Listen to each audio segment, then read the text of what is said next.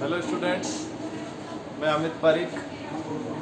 आज मैं आपका जो टॉपिक है वो स्टार्ट करने जा रहा हूँ पीरियोडिक टेबल, आवर्त सारणी। जो बच्चे 10th से 11th में आए हैं उन बच्चों के लिए मेरा जो पहला टॉपिक है वो है आवर्त सारणी। 10th क्लास में आपने इसका कुछ पार्ट पढ़ा है। आवर्त सारणी का विकास जो है उसके बारे में आप सब लोग परिचित हैं। तत्वों का वर्गीकरण SP-D-F खंड के तत्वों में इसको वर्गीकृत किया गया है। वो आपने थोड़ा बहुत बेसिक जो नॉलेज है वो 10th में आप लोगों ने पढ़ ली। ये जो चैप्टर है आवर्त सारणी, इस पूरे चैप्टर को मैं 3 पार्ट में डिवाइड करूंगा और 3 पार्ट में डिवाइड करके हम इस पूरे चैप्टर को पढ़ेंगे। इस पूरे चैप्टर के जो 3 पार्ट हम करेंगे बेसिकली, वो पहला पार्ट होगा आवर्त सारणी का विकास, दूसरा पार्ट है तत्वों का वर्गीकरण और तीसरा पार्ट है गुणों में आवर्तिता। पहला जो पार्ट हम पढ़ेंगे वो पढ़ेंगे आवर्त सारणी का विकास। सेकंड हम पढ़ेंगे तत्वों का वर्गीकरण और थर्ड हम पढ़ेंगे गुणों में आवर्तिता। इस पूरे चैप्टर को मैंने 3 पार्ट्स में डिवाइड किया है। पहला जो पार्ट है वो है आवर्त सारणी का विकास। आप लोग पहले पढ़ के आए हैं या आप लोगों ने पहले पढ़ रखा है। हम लोग पढ़ते हैं डोवेनियर का त्रिक नियम, न्यूलैंड का अष्टक नियम, मेंडलीव की आवर्त सारणी, हेनरी मोजले का आधुनिक आवर्त नियम। यहाँ मैं आपको कुछ और साइंटिस्ट बताऊंगा कि ठीक है आवर्त सारणी के विकास में किन किन साइंटिस्ट ने, किन किन वैज्ञानिकों ने अपना महत्वपूर्ण रोल अदा किया था, हम उनकी बात करेंगे। सेकंड जो पार्ट होगा उसमें हम बात करेंगे तत्वों का वर्गीकरण। और वर्गीकरण जो है वो 2 तरीके से आप लोगों को पढ़ना है।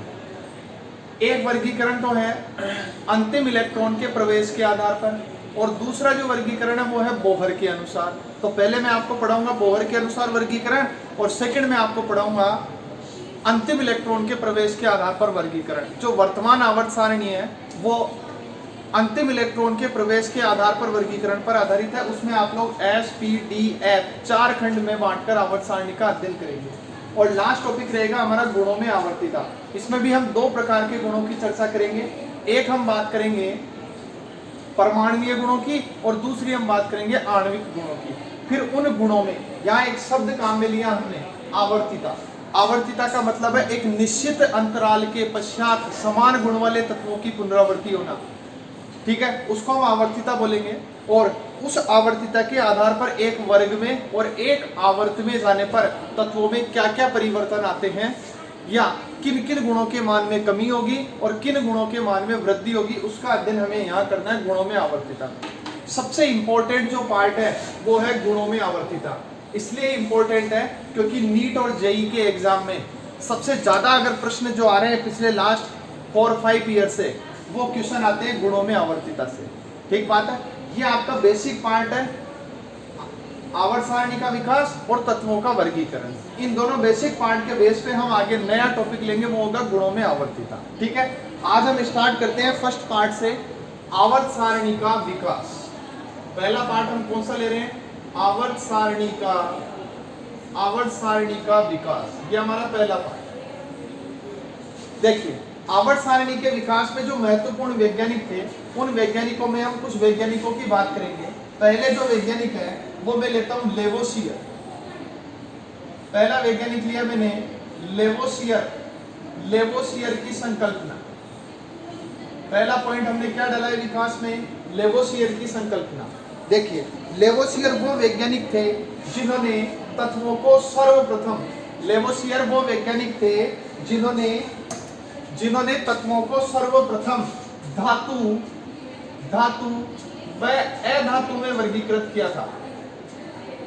धातु व अधातु में वर्गीकृत किया। ठीक है, लेवोसियर के समय जितने तत्वों की उनको जानकारी थी, उस जानकारी के आधार पर उसने कुल तत्वों को 2 भागों में बांटा।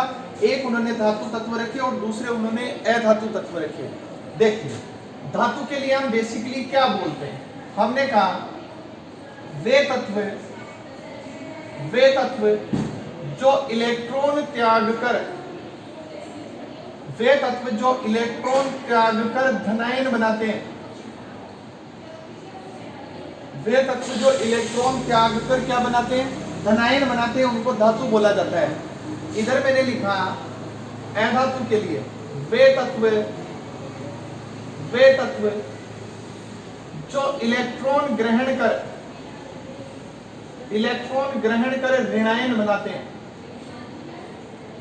बनाते हैं, उनको क्या कहा जाता है, अधातु कहा जाता है।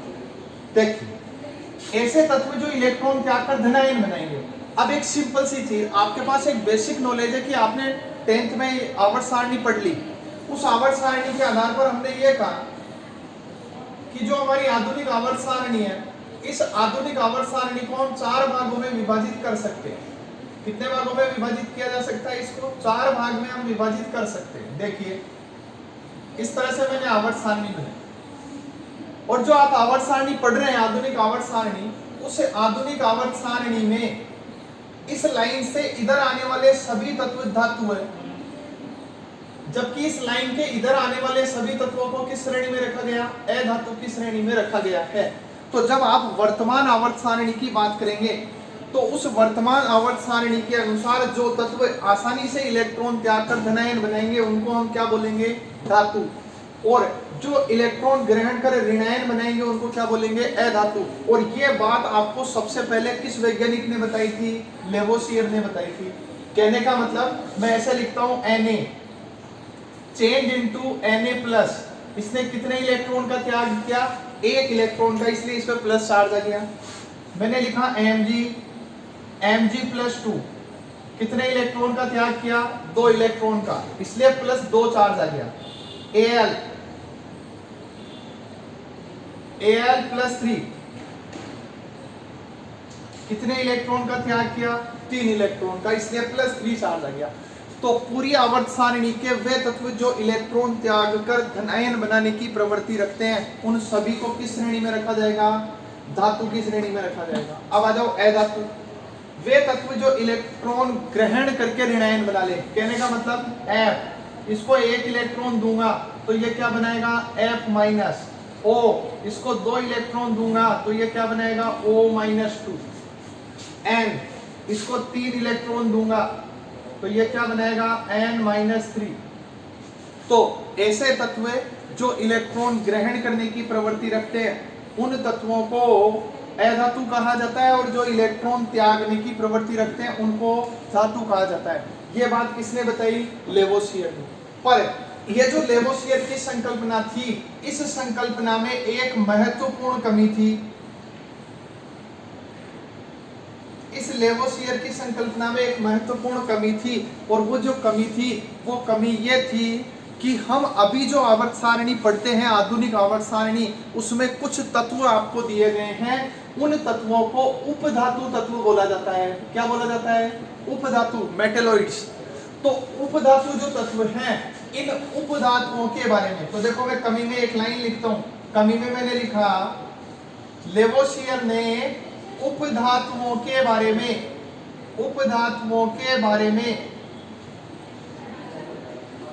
कोई जानकारी नहीं दी थी। मतलब ये अपने जो वर्गीकरण था धातु अधातु, उस वर्गीकरण में इन्होंने कोई ऐसा तत्व नहीं बताया कि ये तत्व धातु और अधातु दोनों की तरह व्यवहार कर सकता है भाई, इसलिए इसको उपधातु बोलूंगा। अच्छा, तो सबसे महत्वपूर्ण कमी क्या लेवोसियर की, उपधातुओं के बारे में कोई जानकारी नहीं दी थी। जब जानकारी नहीं दी तो इसका मतलब आगे जब हम वर्तमान में आए तो हमें यह चीज पता चली कि यहाँ इस संकल्पना में एक महत्वपूर्ण कमी रह गई थी। अब मैं इसको यही क्लियर कर देता हूँ। ये जो आपकी आवर्त सारणी है, मैंने यहाँ एक लाइन खींची है। ये जो लाइन है, इस लाइन पर आने वाले जो तत्व हैं, सीढ़ी नुमा आकृति होती है आवर्त सारणी के चार्ट में। हम बनाएंगे यहाँ आवर्त सारणी, आगे जब हम हेनरी मोजले पढ़ेंगे तो हम पूरी आवर्त सारणी पर डिस्कस करेंगे। ये जो तत्व है ये उपधातुओं की श्रेणी में रखे जाते हैं। किसकी श्रेणी में रखे जाएंगे, उपधातु। तो ये तत्व उपधातु है।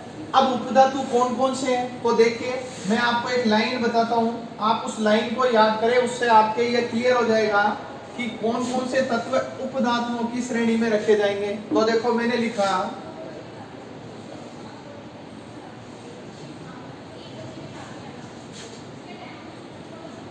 ये तत्व लिखे B, S I, G E, A S, S B, T E और A T. Boron, boron, silicon,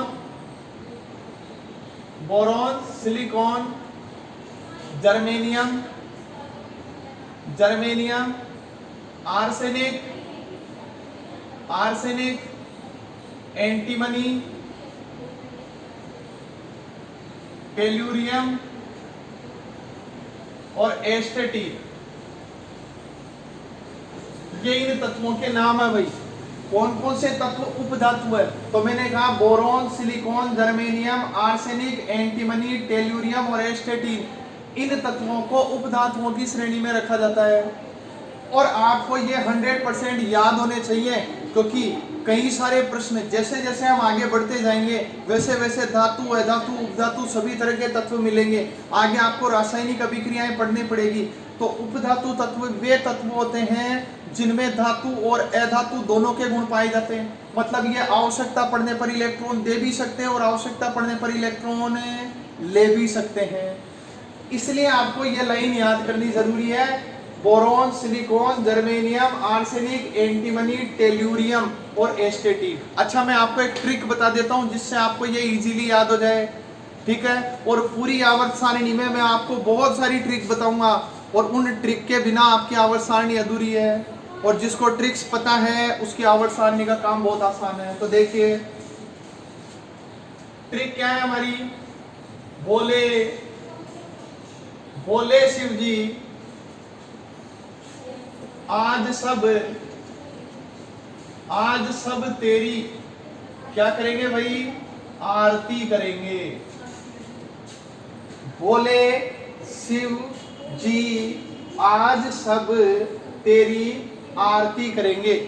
मतलब भोले मतलब बोरॉन, शिव मतलब सिलिकॉन, जी मतलब जीई, आर मतलब एएस आर्सेनिक, एस भी मतलब एंटीमनी, टीई मतलब तेरी और एटी मतलब क्या करेंगे रे?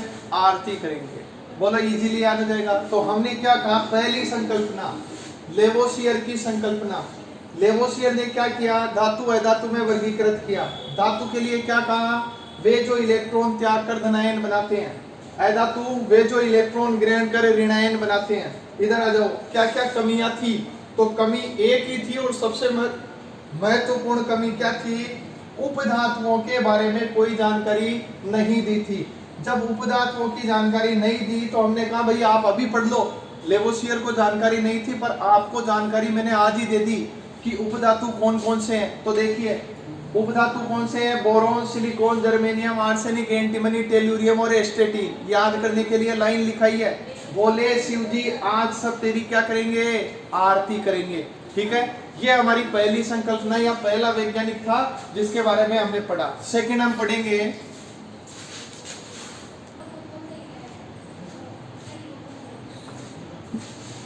सेकंड हमारे वैज्ञानिक है। इसमें सेकंड हम पढ़ेंगे नंबर 2 पर प्राउट। प्राउट की संकल्पना। किसकी संकल्पना? प्राउट की संकल्पना। इसमें हम बात करते हैं, हम ये कहते हैं प्राउट के अनुसार, तो मैं ऐसा लिखता हूं इसके अनुसार, प्राउट के अनुसार, प्राउट के अनुसार सभी तत्व हाइड्रोजन से मिलकर बने होते हैं। सभी तत्व हाइड्रोजन से मिलकर बने होते हैं। किससे बने हैं भैया? हाइड्रोजन। और दूसरी बात प्राउट ने बोली कि तत्वों का परमाणु भार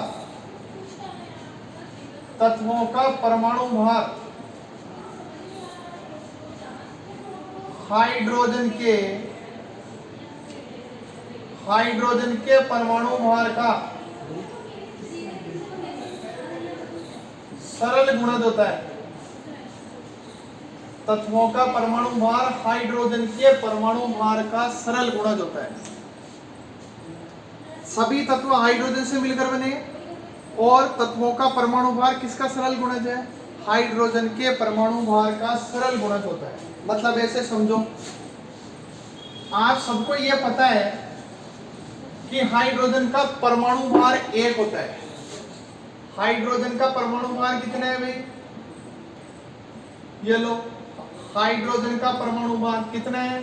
1.008 लिखता हूं, क्योंकि इसको प्रोटॉन के द्रव्यमान के बराबर माना गया था, इसलिए इसको ये न लिखकर मैं अब इसको क्या लिख देता हूं? हाइड्रोजन का परमाणु भार कितना है? 1। और हाइड्रोजन का परमाणु भार 1 होता है। क्लियर बात? अब इसने ये कहा कि सभी तत्व किससे मिलकर बने होते हैं? हाइड्रोजन से मिलकर बने होते हैं। और तत्वों का परमाणु भार किसका सरल गुणज है? हाइड्रोजन के परमाणु भार का सरल गुणज होता है। तो देखिए, एग्जाम्पल नंबर 1 की बात करूं तो हमने ये कहा लिथियम का परमाणु भार, क्या लिखा मैंने? लिथियम का परमाणु भार। अब लिथियम का परमाणु भार किसके बराबर होगा? तो मैं कहूंगा हाइड्रोजन के परमाणु भार का सरल गुणज है। तो मैं यहां से लिख दूं क्या? हाइड्रोजन का परमाणु भार इनटू कितना लिख दूं? 7। क्योंकि लिथियम का जो परमाणु भार है वो कितना माना गया? 7। कितना माना गया? 7। और 7 है तो मैं हाइड्रोजन के परमाणु भार को कितने से गुणा कर दूं? 7 से। कहने का मतलब प्राउड के अनुसार लिथियम की बात की जाए तो लिथियम कितने हाइड्रोजन से मिलकर बना हो सकता है? तो हम बोलेंगे 7 हाइड्रोजन से मिलकर बना हो सकता है। इसी तरह मैं बात करूं दूसरे उदाहरण में, मैंने ये कहा सोडियम का परमाणु भार, किसका परमाणु भार? सोडियम का। तो मैं यहां क्या लिखूंगा? हाइड्रोजन का परमाणु भार, और इसको मैं किससे गुणा करूंगा? 23 से मल्टीप्लाई करूंगा तो मेरे पास किसका परमाणु भार आ जाएगा? सोडियम का परमाणु भार आ जाएगा। तो एक छोटी सी संकल्पना थी, उसमें प्राउड ने यह बोला कि सभी तत्व किससे मिलकर बने हैं? हाइड्रोजन से मिलकर बने होते हैं। और उस तत्व का परमाणु भार किसका सरल गुणज होता है? हाइड्रोजन के परमाणु भार का सरल गुणज होता है। लेकिन यह सिद्धांत तब गलत हो गया जब उन तत्वों की खोज हुई जिनका परमाणु भार पूर्णांक में नहीं था। यहाँ तो पूर्णांक थे 7, 23, तो इन केस में पूर्णांक था। लेकिन यह सिद्धांत या यह संकल्पना कब गलत हो गई? यह उन तत्वों के केस में गलत हो गई बच्चों जिन तत्वों का परमाणु भार पूर्णांक में प्राप्त नहीं हुआ। मतलब मैं यहाँ लिख सकता हूं कि इसमें क्या क्या कमियां थी। तो कमियों में केवल आपको इतना लिखना है कि वे तत्व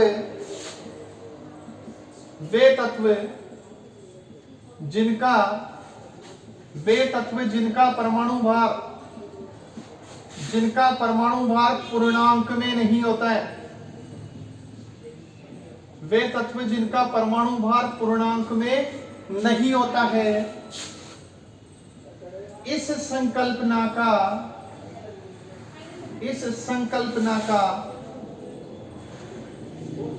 पालन नहीं करते हैं। वे तत्व जिनका परमाणु भार पूर्णांक में नहीं होता है, इस संकल्पना का पालन नहीं करते हैं। देखिए, मैंने इसमें कुछ एग्जाम्पल लिए हैं। एग्जाम्पल 1 मैंने लिखा क्लोरीन।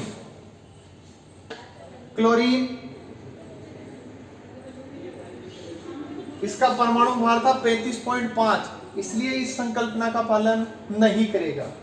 दूसरा एग्जाम्पल मैंने लिया कॉपर, इसका था 63.5, यह भी पूर्णांक में नहीं है। तो इस तरह के आवर्त सारणी में कई सारे उदाहरण हैं। आप लोग जब परमाणु भार पढ़ते हैं मोल कॉन्सेप्ट वाले पार्ट में, वहां आप ये चीजें डिस्कस होगी आपसे कि कौन कौन से तत्व जिनके परमाणु भार पूर्णांक में नहीं थे। मैंने यहाँ 2 एग्जांपल्स लिए हैं, एक लिया क्लोरीन, एक लिया है मैंने कॉपर। क्लोरीन का 35.5 और कॉपर का 63.5 परमाणु भार है, जो कि पूर्णांक संख्या में नहीं है। ये प्राउड की संकल्पना को गलत साबित करते हैं। ठीक बात है। चलिए अब हम बात करते हैं तीसरे वैज्ञानिक की, जो कि आपका वेल नोन वैज्ञानिक है, आप लोगों ने पहले भी इसके बारे में पढ़ रखा है। और तीसरी जो हमारी संकल्पना है या वो है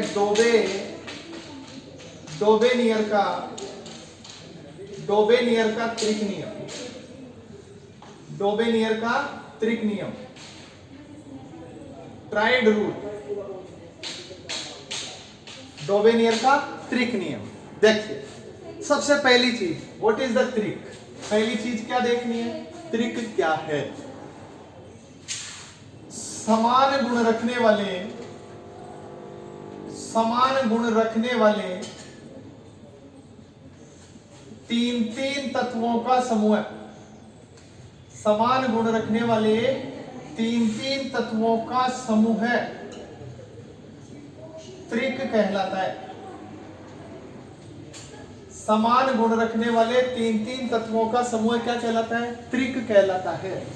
कहने का मतलब डोबेनियर ने अपना जो नियम दिया उसमें समान गुण रखने वाले तीन तीन तत्वों के समूह बनाए और उन तीन तीन तत्वों के समूह को क्या नाम दिया हमने, त्रिक नाम दिया। पर ये किसने दिया, डोबेनियर ने। क्या नाम दिया इनको, त्रिक। फिर देखिए अब नियम क्या कहता है इसकी बात करते हैं। तो हमने कहा इस नियम के अनुसार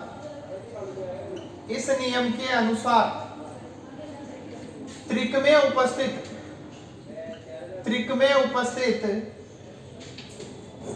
प्रथम व अंतिम तत्व, क्या कहा मैंने, त्रिक में उपस्थित प्रथम व अंतिम तत्व के परमाणु भार का औसत दूसरे तत्व के परमाणु भार के बराबर होता है। क्या बोला मैंने, हमने यह कहा कि समान गुण रखने वाले तीन तीन तत्वों का समूह बनाया गया, उस समूह को हमने क्या नाम दिया, त्रिक, ट्राइड बोला। अब नियम की बात करते हैं। नियम क्या कहता है, इस नियम के अनुसार त्रिक में उपस्थित प्रथम व अंतिम मतलब तीसरा तत्व, त्रिक में उपस्थित प्रथम व अंतिम तत्व के परमाणु भार का औसत दूसरे तत्व के परमाणु भार के बराबर होगा। देखिए एग्जाम्पल से देखते हैं। देखो मैंने लिया example number 1, lithium, sodium, potassium, ये तीन तत्व लिए। ठीक बात है। लिथियम इसका परमाणु भार कितना होता है, 7। पोटेशियम इसका परमाणु भार होता है 39। नियम यह कहता है कि पहले तत्व और अंतिम तत्व के परमाणु भारों का औसत, तो क्या लिखूं, 7 + 39/2 कर दूं, क्या कितना हो गया, 46/2, मतलब डायरेक्ट लिख दो, यहां कितना आ गया, 23। तो सोडियम का परमाणु भार कितना आया भाई, इन दोनों के परमाणु भारों का औसत। फिर दूसरा एग्जांपल देखो,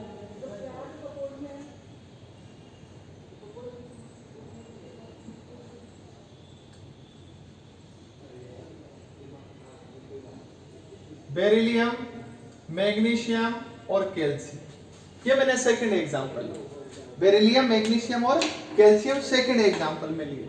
तो जब हमने इनका परमाणु भारों का औसत देखा तो हमने ये देखा कि जो बेरिलियम है, इस बेरिलियम का जो परमाणु भार है वो कितना आता है, 8। ये कितना है, 8। ये कितना है, 40। तो इन दोनों का औसत किसके बराबर होना चाहिए, दूसरे के। मतलब मैं ऐसे बोलूं 8 + 40/2, तो कितना आ रहा है भाई, 24। मतलब इसका परमाणु भार कितना आ रहा है मेरे पास, 24 आ रहा है। ये तो बात हो गई कि ठीक है हमारा जो नियम था उसके अनुसार। लेकिन हम ये कहते हैं कि इस सिद्धांत में भी कुछ कमियां थी या इस नियम में भी कुछ कमियां थी, और वो कमियां क्या थी। तो सबसे महत्वपूर्ण एक कमी है जो मैं आपको यहां नोट कराता हूं, और वो है त्रिक में वे ही तत्व रखे जा सकते हैं, त्रिक में वे ही तत्व रखे जा सकते हैं जिनके परमाणु क्रमांक में 8 या 18 का अंतर हो। कौन से तत्व रखे जा सकते हैं? केवल वे ही तत्व रखे जाएंगे जिन तत्वों के परमाणु क्रमांक में कितने का अंतर हो, 8 या 18 का अंतर हो। या तो उनका परमाणु क्रमांक जो है उसमें 8 का अंतर आए, या उनके परमाणु क्रमांक में कितने का अंतर आए, 18 का अंतर आए, वे तत्व ही रखे जा सकते हैं, अन्य तत्वों को नहीं रखा जा सकता। क्लियर बात है? चलो अब इसके बेस पे हम ये क्लियर करते हैं कि क्या संपूर्ण आवर्त सारणी में त्रिक बन सकते हैं? तो मैं कहूंगा नहीं बन सकते। क्यों? क्योंकि त्रिक में वे तत्व रखो, ये 3 तत्व है ए बी सी, तो इन दोनों के परमाणु क्रमांक में 8 का अंतर है, तो इनके में भी कितने का अंतर आना चाहिए? 8 का अंतर आना चाहिए। अगर इनमें 18 का अंतर है तो इसमें भी कितने का अंतर आना चाहिए? 18 का अंतर आना चाहिए। वे ही तत्व रखे जाएंगे, अन्य तत्वों को शामिल नहीं किया जाएगा। देखिए अब हम बात करते हैं इसकी कमी लिखने के बाद आवर्त सारणी के कुछ महत्वपूर्ण त्रिक,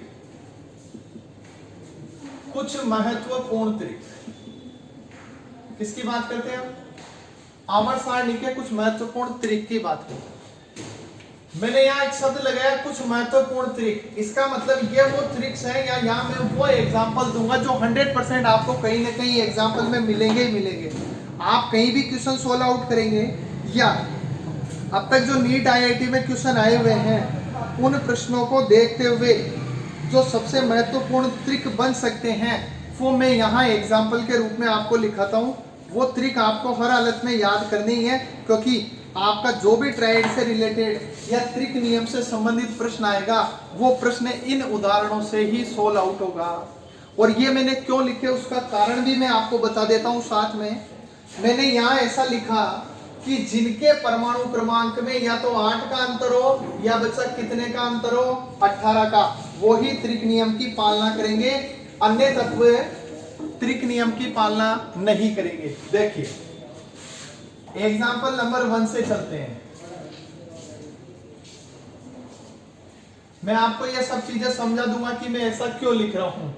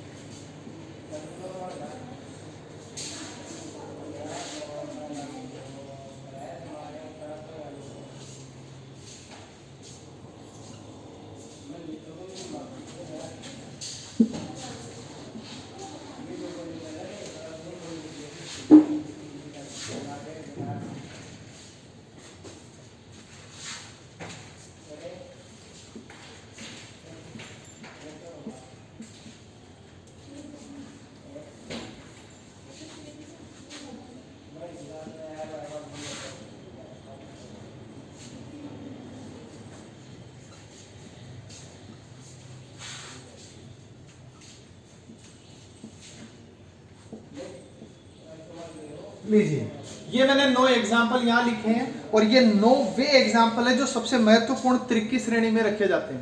पहली चीज तो आप ऐसे समझे 3-3 तत्वों के समूह बनाए मैंने। अब पहले तो इनको याद करने की ट्रिक लिखाता हूं, फिर उसके बाद आपको यह समझा दूंगा कि मैंने इनको त्रिक क्यों बनाया। तो देखिए इसको याद करना है तो आपको लिखना है ली ना की। क्या लिखना है? इधर लिख देता हूं, लो, ली ना की बेटी बेटी मांगे काका से बादाम काजू रबड़ी श्रीखंड। लीना की बेटी मांगे काका से बादाम काजू रबड़ी श्रीखंड। पाइनएप्पल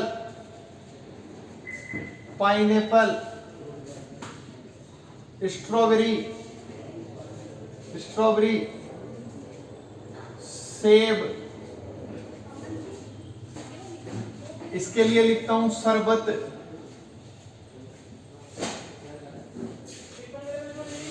पाइनएप्पल सॉरी, इसको सही करें 1 मिनट के लिए। पाइनएप्पल, अनानास, स्ट्रॉबेरी, सेब, शरबत और टी, छोले भटूरे, आइसक्रीम,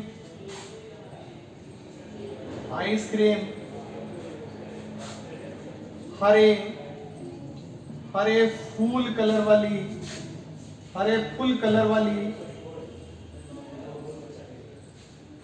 वाली स्कूटी यामा लाना। इतनी सारी चीजों की रिक्वायरमेंट आपको करनी है।